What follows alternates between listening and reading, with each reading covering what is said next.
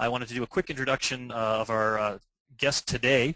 Very happy, Jill. This is kind of the second time we've had Jill back, again backed by some popular demand. Always educates, entertains, and energizes, so hopefully I don't set her up too much there, but always enjoyed Jill's presentations, and Jill does a lot of work with leadership, and so for folks that are on the line in the IT service management world who have leadership responsibility, management responsibilities, just some fantastic content and coaching here that hopefully we'll talk about today.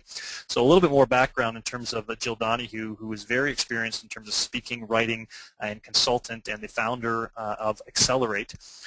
Jill has her HBA, and she also has she can give you more information on this, but her master's, and she's the author of Persuasion RX, How to Influence Ethically. And she's fascinated with behavior change. Through her keynotes, workshops, and distance education courses, she brings the ahas on how to influence others, your boss, your team, your colleagues, and even your spouse. Says the president of that last conference at which Jill presented, the evaluations show that you were by far the best presenter at the conference. The delegates want to hear more. Jill's passion is how to influence behavior. She speaks, writes, and consults on a new way to influence behavior. She has identified a huge gap between how we attempt to influence and what research shows we should do to influence others. She loves seeing the light bulbs go on when people learn how to move people from knowing to doing. So with that, I will introduce Jill Donahue. Excellent. Thanks, Rick. That was very complete. And hi, everybody out there. I am going to talk for the next 45 minutes with you, and Rick will be your voice. So if Rick isn't representing you accurately, just type him a note with a different answer. But I'm going to pose some questions to you, and Rick will answer them. So please don't hesitate to use your keyboard and feed him some different responses than what he might be giving you. Okay, so you've heard a lot about me, but I want to know a little bit more about you guys. So let's get started. And I assume that most of you work in some sort of matrix. Or if you don't work in a matrix, on a project team or a virtual team. So I assume that's accurate. And question for you, do you feel like you're pulled across different functions or different silos to complete specific projects? Rick, I'm sure that's the case for you. Yeah, I think a majority of the folks on this line are involved in the IT services field, and I think most would probably either on their team or them individually be not only responsible for their day-to-day from an operational perspective, but are also typically pulled into various projects. Okay, excellent. And I also suspect that part of your success is dependent upon how you collaborate with the people from the different departments or even completely different organizations. Would that be accurate? 100% accurate, and I think one of the challenges that you'll probably discuss here is why it's so important to influence behavior is exactly what happens is that often folks in IT service management as part of ITIL do work within silos, but yet to get things accomplished and working and integrated with ITIL, they need to work across those silos, and it's often very difficult to influence the behaviors across those silos from within their own silo. Yeah, I hear you. And they may also feel like you have to influence people who may not report to you. You need to influence people that may not even report to the same organization, and you need to influence people that you report to. Make sense? Absolutely, absolutely. Okay. So I'll ask you then just to reflect on how important is it to you to influence those around you from that scale of 1 to 10 there. What would you rank it as? I think most people would argue that it's as close to 10, if not beyond, right? Okay, good. It's extremely important. And then reflect too for people, and everyone will be different here, but how satisfied are you with the responses that you're getting from others, from your effort to influence people around you? And I'll assume that that's not quite as high as 10. Yeah, and from what we would hear anecdotally from people who are working on these various IT service projects and ITIL-related projects, that that satisfaction for the specific reason of, hey, I can't, we're not doing well in terms of communication or getting things done through others. I think they'd be closer to the left-hand side of your continuum there. Yeah, okay. So this is something that's really, really important, but people are feeling frustrated that they're not achieving it. So then I'll ask you this question. So if you're really frustrated with this, then how many books, programs have you read or attended on how to influence those around you in the last 6 months, let's say? Well, and again, because you've asked me to be the voice of the people, Jill, again, I'm just going to talk to what just in talking with people and being in this industry for a while, I think the answer to that question is not enough time spent on those kinds of management leadership skills because of the Yeah. demands from an operational level and a project level and just trying to get the job done. Yeah, I would suspect that probably most of you out there spend more time learning more about ITIL and more the mechanics of the job than how to influence people around it. But I'm really impressed because you guys, it's always like preaching to converted, right? You guys have chosen to be here, so you've recognized that this is a really important area for you to learn about. So congratulations for that. And I'll feed you with more information at the end about how to continue that learning, because I think it's really, really important. In fact, probably one of the most important skills that you can develop. And I'm not the only one that says that. You know, great thinkers from as far back as Napoleon have said that learning to influence leads to achieving your greatest potential.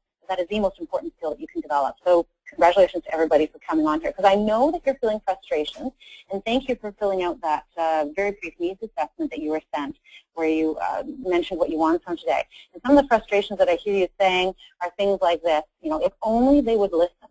You know, life would be so much easier, get so much more done if only they would listen. Or things like, it seems so clear, why don't they just get it, right, when I'm trying to influence them? Or how can I get buy-in from my boss, my team, other people's teams, and then it doesn't take them long to go, and guess what, this isn't just at work, this is at home as well. My kids, my spouse, it's all around us all day long. Influence is something that we do from the moment we wake up to the moment we go to sleep. Sorry, Rick, go ahead.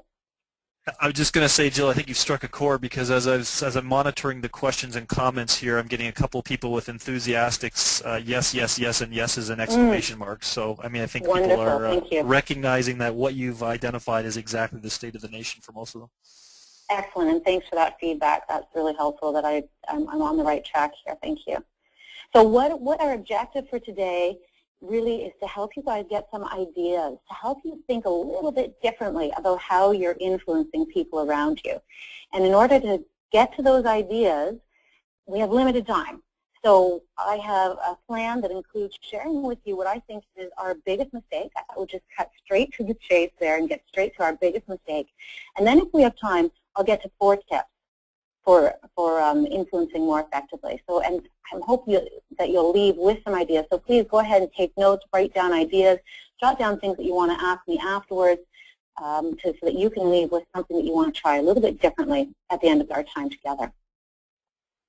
Okay, so let's get into it. We all make mistakes. And if we just look really briefly at the evolution of work, you know, it wasn't that long ago that we were all hunter-gatherers. And then, hey, somebody started planting seeds. And the hunter-gatherers realized that, hey, that looks like it's more profitable. And in fact, it was. Those people that got into agriculture had yields 50 times more than the old hunter-gatherer approach. So eventually, the hunter-gatherers, 90% of them moved over to agricultural. And then those agricultural workers realized, hey, we can now create machines. And they moved into the industrial age. And in this age, the machine was all important, and the people were the expense. But we've changed from that industrial age to the information knowledge worker age, where now our emphasis is on the people, and the machines are less important. But what the problem is that we are carrying over influential strategies that worked really well in this industrial age, where delegation was really key, where people were just the cogs on the wheel of the factory. We're still trying to use those influential strategies here where it doesn't work. And let me describe more about what we mean by that. And one of the reasons for that is that we learned those skills growing up. We saw those skills, and it's taking a while to get those strategies out of our system. So I made a short list here because there are a ton of mistakes that we're making in our efforts to influence people around us. But just from this short list, what do you think would be our biggest mistake that we make when we try to influence people around us? I would say probably all of them, and I guess E would be the one, though, where you haven't really you mismatched information with where the people are at in terms of their making a decision or being aligned with what you're trying to influence. Yeah, and it's sort of a trick question because they are all big mistakes, but E really summarizes them, and I'll show you more what I mean by that, because I'm going to focus on this mismatching concept. So if you think about mismatching, what I'm talking about here is delivering the wrong message at the wrong time with the wrong audience, or the wrong information at the wrong time with the wrong audience. And Jill, can I ask a question? Yeah. Well, I don't know if you'll be talking about this, but is part of that as well also magnified in terms of the issues of the mismatch by how often now we rely on communicating that message through email? Yes, absolutely. Yes, and you'll see when Okay. you'll see that is a very difficult thing, because that helps us into that telling mode, which is one of the places that we jump to too quickly. So what happens when we mismatch? That's just a question, Nick. What happens when we mismatch our information? Yeah, well, I think if you've mismatched, you've lost the ability to influence anything right off the bat, because you've lost the person you're engaged with right off the bat identifies that you're not on the same page. Right, right. Like that dog expression at the bottom there. We are not on the same page here. And what happens is you waste lots of time, money, effort. Both parties are frustrated, as we saw from those people at the beginning who were frustrated with why won't they listen, or they just don't show up. They're not coming to what you want them to come to, or you get the famous nodding head. We've all seen that, right? And in the end, there is simply no influence. So when you mismatch, it's that. So let me just explain this mismatch a little bit further by sharing with you a story. And this story involves my eldest daughter here when I made the mistake of mismatching, and it was just a classic example. I believe that swimming is really, really important. And I grew up swimming. My dad was a lifeguard. I was a lifeguard. I expect my children to be really good swimmers. So I was going through the leisure guide, and Andie had just turned 13. So, of course, I was going through a leisure guide looking, because it was time for her to take her bronze medallion, right? And parents out there, you're probably nodding your head, sure, that makes perfect sense. So just when I found it in the leisure guide, Andie walked into the room. And I turned to her and said, Andie, bronze medallion, Friday night or Sunday afternoon. And what do you think her response was, Rick? How about neither? Yeah, yeah, exactly. So she literally backed up with her hands up in the air and said, no way, Mom. So in that moment, I smiled to myself because I recognized that I had just made the biggest mistake and mismatched. In my mind's eye, I pictured this staircase that you see in front of you. I call it the suasion staircase. And I thought about what I teach my clients and how I had just totally forgotten that in that little effort with her. So what I teach my clients is that when people are changing behavior, they go through 5 steps. And they think something very different on each of those steps, and therefore you need to do something different on each step if you want to move them forward, if you want to influence them. So let's take a behavior that we're all familiar with. Can you think of a smoker? Probably everyone out there can think of someone who smokes. And you know that they've gone through different stages, and the behavior that they're trying to change is to become a non-smoker, of course, right? So do you know this guy? He's uninterested. I'm a happy smoker. I see no need. Why would I quit? I don't believe those studies about it being dangerous for my health. Not at all interested in even talking about quitting. But then something happens, and we call it a disorienting dilemma. So in this case, this smoker's brother might have had a heart attack. And the smoker then thinks, oh, shoot, maybe I'm not okay. Maybe this isn't, maybe I do need to think about this. So that smoker just moved up a step. Something just shifted for that smoker. They're now on this step where I'm aware, I see there's a problem here, but there's no way I can do it. And they could be stuck on this step, except for then they got a testimonial. They found out that their friend had quit smoking. Wow, well, if Rick can do it, then I can certainly do it. That testimonial was really, really key to move them forward. So now, are they ready to quit yet, though, do you think? Not yet, no. Not yet. There's still another step here where they're studying. They say, okay, well, if Rick did it, well, how can I do it? And how can I learn more about this? So this is where that person will investigate other options. So they might go to their doctor or their pharmacist, or maybe they've heard about acupuncture. They're going to check it all out until eventually they say, okay, I'm going to do it. I'm going to put down my cigarettes July 1st, and on that July 1st, they move up to this step, initiating. I'm doing it. It's July 1st. I'm not smoking. But what's the danger, Rick? They're going to go right back. Yeah. On any of these steps, they can fall back, which is why we should constantly be learning about how to influence, because we're constantly doing it. So they do need some things. So what could help them stay on that step, do you think? I would imagine things like positive reinforcement results. Great. Yeah. Yeah. Yeah, positive reinforcements, feedback, enablers, reminders would be really helpful here. So let's say the smoker has a poster on their wall. They have a note in their pocket from their daughter saying, please stay on it. They have a friend. You know, Rick's going to call them every night to check in on how they're doing. So they've got all these things, and they've got their course of therapy. They've got their patch on as well. So eventually the poster falls down, they finish their course of therapy, and they move on to on board. They've been doing this for a number of months. They wouldn't think of going back. So that is that staircase of behavior change. So where was Andie in my story about the behavior to take her bronze medallion? On what step was she, do you think? She was, I would imagine, on the uninterested step. Yeah, she was way down here. I see no need for that on a Friday night, right? And to what step did I jump in my effort to influence her to take her bronze medallion? I would imagine you were on the initiating stage or step. I went way up here to encouraging implementation. You know, do it. And no wonder I fell miserably, right? I felt that you can't jump up 4 steps and expect to land okay.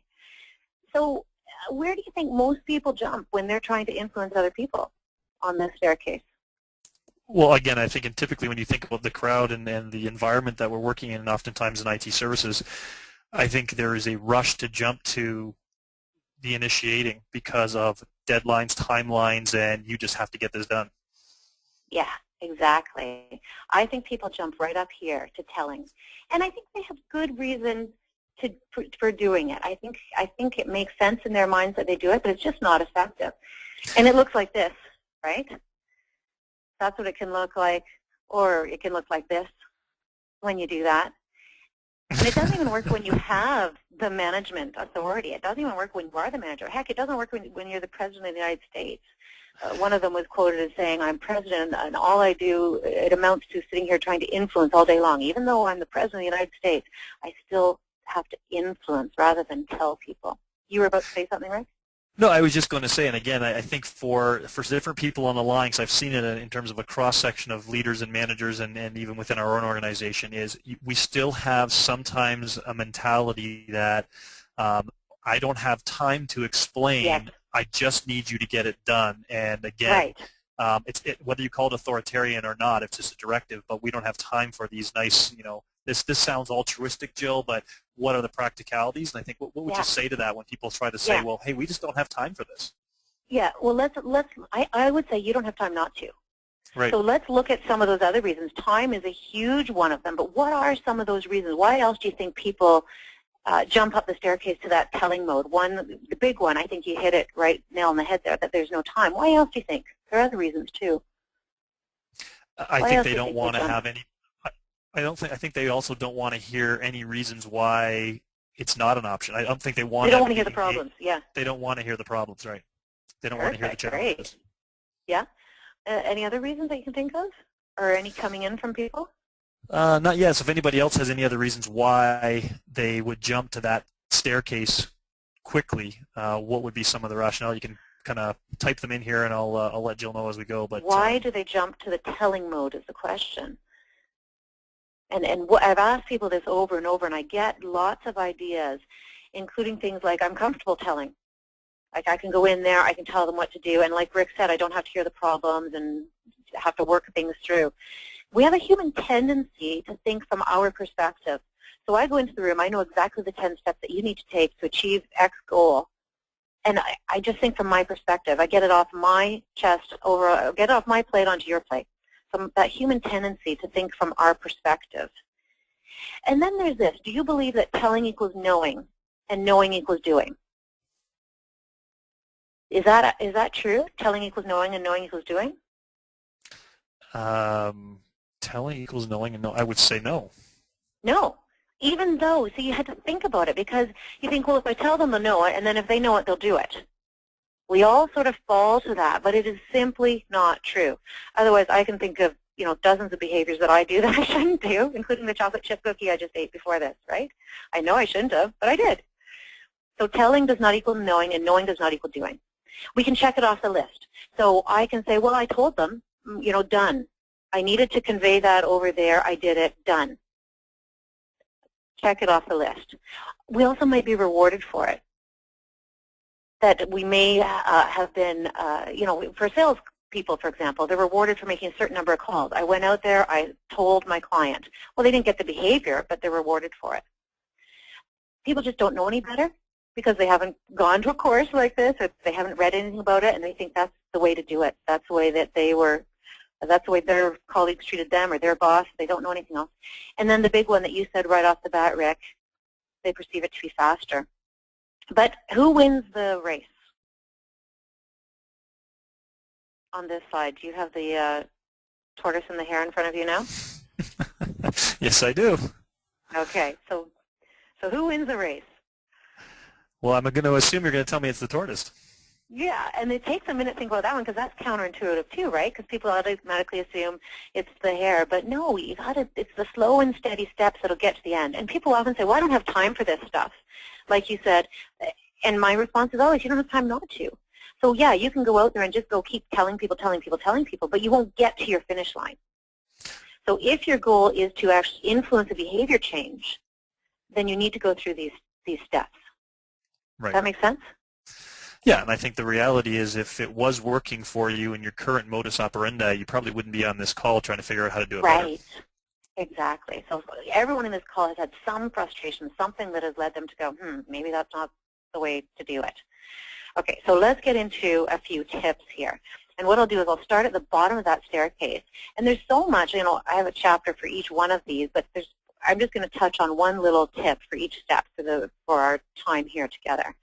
But let's start at that bottom step, that uninterested, where they see no need for this. So true-false question for you. Your greatest effort may be spent at the beginning, breaking the person's inertia to change. What do you think, true or false? I would think true. Absolutely. And in fact, if I were to redo that staircase, I'd probably make that step much larger. And you can think of it this way, when you in a space launch, what percentage of the fuel do you think is burned in the first 10 minutes of flight? You're probably going to tell me it's 80%. Yeah, of course, the biggest one, right? Yeah, it is. So just to break through Earth's atmosphere, it takes 80% of the fuel. So it could be the same thing with your efforts out there. When the 10 steps is the easiest part, it's motivating them to want to hear about it, want to learn about it. That's the tough part. And I love this quote from Dale Carnegie. There's only one way to get anybody to do anything, and that is by making the other person want to do it. So this is getting them up that first step from uninterested to aware. So, and Jill, would you argue that? Sorry, yeah. I'm going to apologize to everybody. There may be a little bit of a delay between Jill and I, so if it sounds like I'm interrupting Jill, I'm trying not to, but there's a little delay. So sorry about that, Jill. That's okay. I think what I was going to say about the Dale Carnegie. Can you go back to that Dale Carnegie slide for 1 second there? Yeah. Backwards. There you go. I think there's a lot of short-term gains that people feel if they just get the person just to do it, even if it's against their will. And I think, as you're mentioning, basically that's such a short-term gain. Yes, that's so dangerous because if their heart isn't into it, it won't last, right? If you want the long-term behavior change, it can't be under duress, or they need to have their heart in it. They have to want to do it, and that's where you get your best results too, right? So yeah, it's an excellent point. Absolutely. So people say, well, that disorienting dilemma then, what is that? What does it look like? Can anyone think of what a disorienting dilemma could be? And this is a tough question because we haven't had a lot of time to talk about, but what is something that would make people go, oh, shoot? We talked about the smoker with their brother having a heart attack. Now with Andie and the swimming, the disorienting dilemma with her was we were in a coffee shop after that episode with my poor influencing effort, and the clerk was getting hassled by a customer. It was a really nice summer day, so I turned to Andie and said, what do you want to do for a summer job? Work inside or outside? And then I said, there was a client of mine who had a fabulous, and of course it was a true story. I promote honesty and truthfulness in all influential efforts. But my client got a job, worked in her backyard teaching swimming lessons. She made a ton of money, and she thinks that's why she got her great job afterwards because of this entrepreneurial experience. So that was my disorienting dilemma for Andie, where she then, I saw her look at me and go, oh, and in her mind, of course, she's thinking, guess I'd have to get my bronze medallion, wouldn't I? So that was the disorienting dilemma. That little story about that client was the disorienting dilemma for Andie. Can you think of any other disorienting dilemmas? What else you could do for a disorienting dilemma? No, I might have a little bit of a blank here. Disorienting dilemma for the smoker? Well, for anything. Yeah, you can think of the smoker or any behavior when you're trying to influence somebody. What could you do or say there that could make them go, raise their eyebrows, make them lean in? I think if you have valid research or valid study results somewhere that, again, where it's a valid source, right? I think if that's presented without the influencing behavior, other than just presenting a little bit of background information, then I think sometimes that's a first step, right? Great. So some surprising facts, maybe. Did you know, for example? Did you know X, Y, Z? Oh, no, I didn't. Like something that makes me lean in and go, really? That's interesting. Or a questionnaire could do it. If you create a questionnaire or a needs assessment, which is another form of questionnaire, they can sometimes be tools that make people go, oh, well, now I'm intrigued. Right? They're making them lean in. Think of a disorienting dilemma. There's something that makes them raise their eyes, look at you, and lean in. You know, a crossword puzzle, something that makes them struggle with if you have the right answer in a question on a crossword puzzle, or a surprising fact, like you said, Rick, from a trusted source, like a good study. A story, the story I told Andie. A testimonial could be a disorienting dilemma. You know, your colleague or someone in a different department had increased their productivity by 50%. Want to know how? You know, they do the same job as you, and they found a way to do it twice as fast. This is what they say Jill, about just a quick comment here again for the folks in this audience here, because we've seen it over and over again. One of the things that comes out of constant research into ITIL and why ITIL does or does not work is, if you read deep on that research, it is 90% of the time all the processes are in place and all the I's have been dotted and T's have crossed, but they haven't done a good enough job of influencing the behavior of all the people, all the stakeholders across the board. And there's a whole bunch of reasons for that, and it's predicated, I think, a lot on what you're telling folks here, because often what happens is ITIL organizations go down an ITIL road, and they also misjudge the information that all the folks need to get on board, and that is from a standpoint of even how they handle education. You know, throwing everybody into a certification course first before they even understand why they're in the course and what it means. I so agree. I so agree, and I've seen this with, and I love working with IT people because you know they are so the blinders are on. They're so intent on their the computer, the software, the technology that then they go, here's my great technology. Now go use it, and they've just forgotten this whole piece. So it sort of lights up a whole other world for them when they learn about how to influence correctly. I have seen so many times amazing amount of money spent on developing this software, rolling it out incorrectly, and then scrapping it 2 years later saying, well, that didn't work. Let's do a new one. And then rolling that one out incorrectly. Sorry? Or IT process, it's the same thing, right? Whether it's process or technology, if and again, I think those are such key components to a project, an ITIL project, whatever the process is exactly what you're saying, is think hard through this disorienting dilemma for the broader audience, for all the stakeholders, and think about your approach. And not just the disorienting dilemma, but the other steps.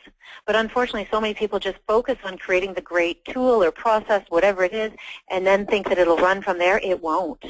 So this is why this is so key for you guys. So back to the disorienting dilemma, that picture could be a disorienting dilemma. You know, do you want this or this? An anecdote, a metaphor. There was an amazing book, which I'm going to give you at the end, and Rick, I'll send through you or Lisa links to 10 of my favorite books on influencing behavior. And there's some excellent stories and examples in there that I encourage you to read more about this.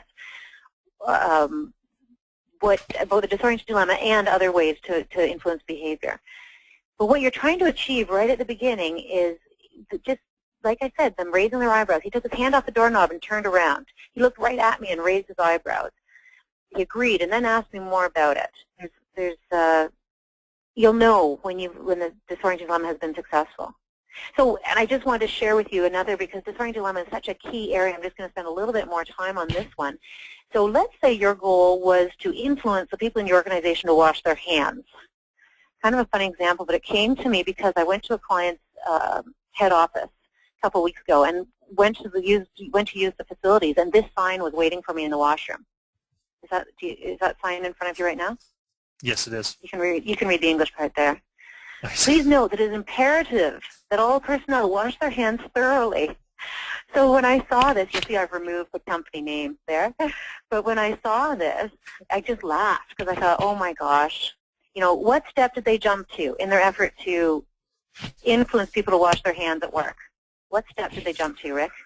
Same thing you did with your daughter, right? Right up to initiating. Yes. They jumped right up there. So then on the other side of the mirror, they had this sign. So just in case I didn't know how to wash my hands, and that was the barrier about why I wasn't, they put up this how-to thing. Right. So now what step did they jump to?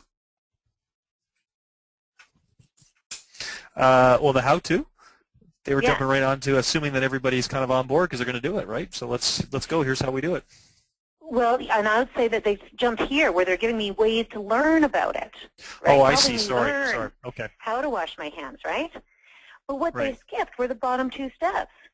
Like maybe I think what I do is good enough, or I don't really think hand washing is important, whatever. They just jumped. And so there's signs that it's imperative to do it. And we've all seen this at work, right?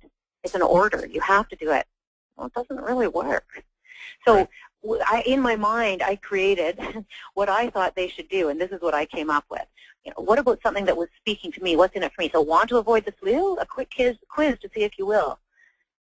Something kind of lighthearted and fun to track them in, and some surprising facts before I moved on to show them how to do it and ask them to wash their hands. So do you see the difference between those two approaches? From that first one, that sign, it's imperative you do it, to this one? Absolutely. And I think part of it is also ingrained in effective marketing versus ineffective marketing as well. It's all the same thing, right? Yeah. When you think about influencing, you can use the word marketing, selling, training, all these things are leading. It's all the same thing, right? So that's tip number one, disorienting dilemma. And the other tips are a little bit faster, which is a good thing. But as we walk up the step, let's just talk about aware quickly, where they see the problem. And I'll ask people out there, is anyone planning a trip right now? And if you are, and you found out that I've been to that exact same resort that you're researching right now, would you ask me about it? Would you want to know what I thought? Of course. And yeah, I think you would. And TripAdvisor thought so too. Huge business based on people wanting to know what other people think, even people they've never met or that they don't know. We want to know what other people think. Think about it. If you've just gone through ordering a lawn service for your yard, I bet you asked your neighbors if you saw that guy down there, or a painter. You know how often painters get one job in one neighborhood, and if they're good, they get the next house and the next house. It's because we really care what other people think. So true or false, and I did some research with physicians. Physicians' decision to change behavior at a speaking event when they go to a class happens in the unstructured time. What do you think, true or false? True. Absolutely. So when they can get away and say to someone else, is that the way you do it? What do you think about that? So ask you guys to think about when you're trying to influence people, how do you allow them to interact and talk about it or share with them what other people think about it? Even if you have to pilot it first so that person can get up there and talk about it with someone else. Are you sure to include testimonials and allow people to talk about it when after they've had their disorienting dilemma? So that's tip number 2. And as we move up that staircase on that studying step, I'll ask you, true or false, logic is more influential than emotion? What do you think, true or false? That is false. Yeah, good. And again, it took you a minute because we've been taught for a long time that the opposite. Aristotle said many years ago that the best route to persuasion is with reason and logic. But was he right? No, I mean that plays itself out in marketing and other things every single day, right? Exactly. So if your audience ever looks like this, the people that you're trying to influence might ever be easily distracted or slightly demanding or self-focused, then you'll want to look at the different tools that you use. We have a bunch of them, as you see them all coming up here. But which one of these tools are emotion-based? Which ones of those are emotion-based? Evidence, pictures, studies, stories, metaphors, testimonials. Okay, I'm going to say some of those are emotion-based. I'm going to go with the pictures, analogies, testimonials, metaphors, and stories. Those ones I'm going to say are more emotion, based on your emotion than your Oh, I see. logic. Okay. So let me give you an example of that. Let me take one of those as an example, stories. Does this picture remind you of anything? Absolutely. I'm old enough. You're old enough. And if you remember the gist of that story, right, is do it right the first time, the pig that built it with the brick, that took the time to do it right. But I bet many of you haven't read this story for, for 20, 30, 40 years. Yet you probably remembered the gist of it. You remember the lesson. But if your mother had sat you down 40 years ago and said, Rick, do it right the first time, take the time to do it right the first time, would you have remembered that? No, absolutely not. It would have just been another one of the another one of the life lessons that you didn't pay attention to, right? Exactly. But by surrounding it with a story, you totally remember it. And this works as an example. If you look at the financial industry, do you know what Canada's all-time best-selling book is from the financial world? Well, I do know this, actually, so it's not that this has been planted, but yes, it's David Chilton's Wealthy Barber. Yes. And I don't know how many are Americans or Canadians online, but this was considered publishing impossibility in Canada. It sold 2.5 million books, and he motivated more people to take control of their personal financial lives than has ever been done in that decade. So a huge success. So I went and I asked David, how did you do it? How did you influence so many people on, frankly, such a boring topic? And what was his answer? What did he do? He just told a story. Yeah, he told a story. So I encourage you, ask you, do you tell stories or do you relate facts when you're trying to influence people? And there's a YouTube down here, which I will send through Lisa as well to you, because I can't click on it here apparently, but it's a great 2-minute little YouTube that demonstrates this beautifully. So I'm going to send that to you afterwards and remind you, that was just one of the ways to create emotion before logic with stories. But remind you to create emotion before logic. So that's tip number 3. And the last one is really quick that we're going to get to today, and that's on this initiating step. And you can say, well, I did it. They're doing it. I walked them all the way up the staircase, and now they're doing it, whatever it is that you want them to do. The only challenge with that is what you referred to earlier, Rick. After they walk out the room or they try it once, what can happen? Yeah, the momentum takes over, the previous momentum takes over, and they go back to what they were doing. Yeah. So that light bulb is on, but it turns off pretty quickly. In fact, there's some interesting studies in the training world where you're specifically working to influence people. And even in traditional training, participants apply, what do you think? What % of what they learned back on the job? It's going to be whatever your lowest number is there. Yes, it is. You're so smart. You're on to me. 15%. Yeah. So I'm just going to skip that story for the sake of time there. When you are influencing, the importance of that reminder, and this was especially true with the exercise program that I was on, that I needed sticky reminders on my machine to make sure that I stuck with it. And I needed my husband to come down and check in, and I needed some other supports in place to keep me on that program. So that we've talked about the different goals for each step of the staircase. The final tip there is enable, remind, and give feedback. And here are the 4 tips that we've covered today, from the disorienting dilemma to the testimonials and interaction, emotion before logic, and then enable, remind, and give feedback as you walk them up the staircase. And I find it fascinating. My hope for you is that you can start playing chess instead of checkers, and how you influence and have fun with it. Your creativity and your perseverance are really, really key when you're looking at influence, if you think about it as a challenge. And I do have worksheets that if people are interested to help them create their influential challenges. If you have big influential challenges, this is what I love to sink my teeth into, so I'm happy to work with you on that. But it is something that you need to really plan ahead of time and use great strategy to make it happen. So next steps from here, I encourage you to read, and if reading isn't your thing, I have some ideas of things for you to watch. Here's 2 books. Influence with the Power to Change Anything is my big favorite. That book has many, many corners turned down for me. 8th Habit, an oldie but a goodie. Highly recommend that one as well. And then I have many others, a list of my top 10 that I mentioned I'll send to you. If you guys aren't on TED, Ideas Worth Spreading, I highly recommend it. There's some great influencers on there that you can watch how they influence people in just 20 minutes. Far harder to influence people in 20 minutes than a full day. Big, big challenge. And that's it. So go out there and try it, and I've got my contact information there if I can be of assistance. This is my passion. I love sinking my teeth into it, so I would love to help anyone out there with any influential planning that they have. So I'll turn it back to you, Rick.